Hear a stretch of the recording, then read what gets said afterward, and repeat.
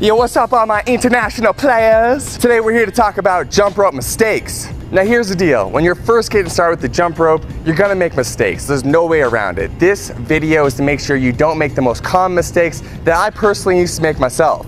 Story time. So about 13, 14 months ago, Dan and I came together to create Zen Dude Fitness in a real way. We're like, yo, let's go all in on jump rope. And so I knew when I went all in on jump rope, I had to figure out how to jump rope like a ninja. And the way I was able to transition over the last 13, 14 months from going from a novice to now being pretty skilled with the jump rope is by avoiding these top jump rope mistakes I'm about to get into in this video. Now before I get into these top jump rope mistakes and how to avoid them, I want to mention that we still got this free 4-week challenge for y'all. So if you want to join that, you can click the link in the first line of the description, or you can click the button in the top right hand corner of the screen right now. Also, the jump rope that's going to be used throughout this video you can grab. Let's get into this video, shall we?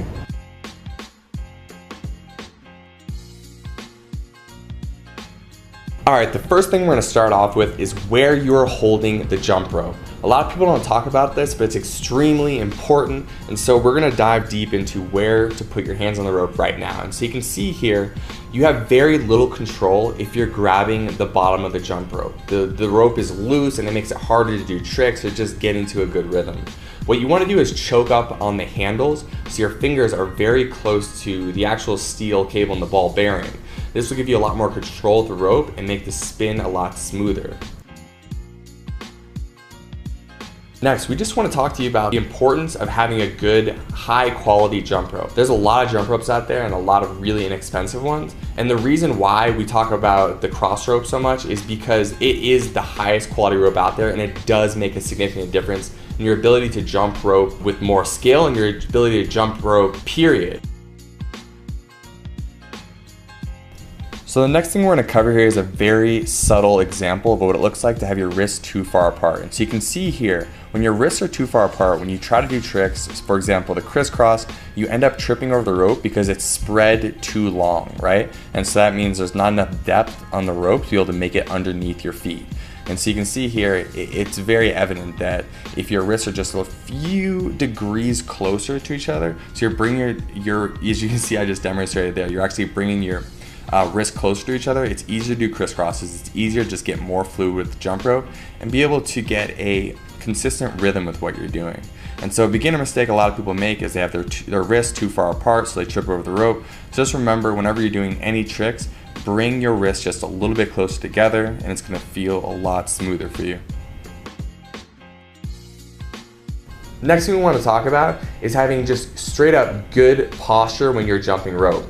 You want to create this nice alignment from this crown of your head down through the balls of your feet. So as you're hopping and you're jumping rope on the balls of your feet, you want to keep your shoulders back and down, and you want to really focus on keeping that core and those glutes tight so you're not bending over, you have good posture throughout the movement.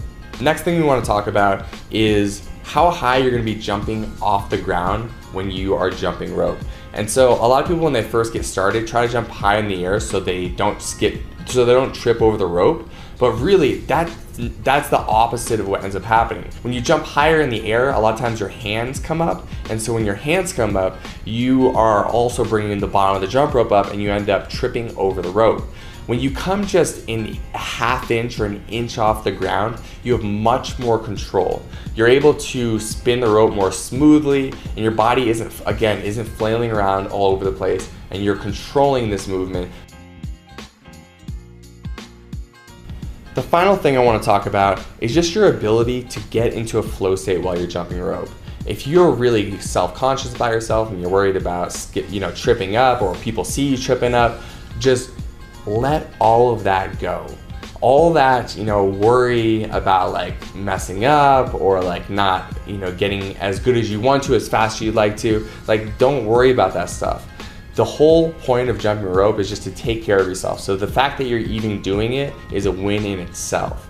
Now beyond that, if you want to focus on enjoying it even more, you want to really just get into the state of being where the only thing that exists is every skip of that rope. And so you want to even close your eyes sometimes and focus on just the movement of that rope. Or if you're listening to music, just the beat as every beat drops. And so put yourself in a state of being where you're completely present and you're gonna get better at jump rope so much faster.